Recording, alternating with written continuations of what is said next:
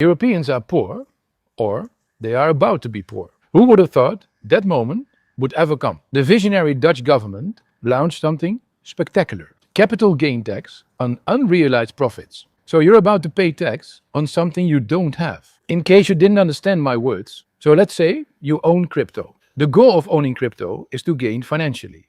But you and I know it's never guaranteed. Last week it went down 20%, next week it can be up 10%. But whatever the result is, you will only profit by selling your crypto. But what this new law will do, you will be taxed on the value of your portfolio, whether you sell your crypto or not.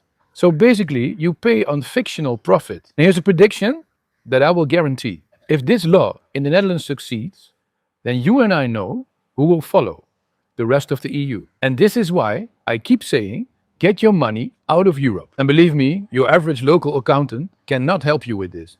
You need global finance professionals to help you in this matter. Know that you can always send me a message if you need help.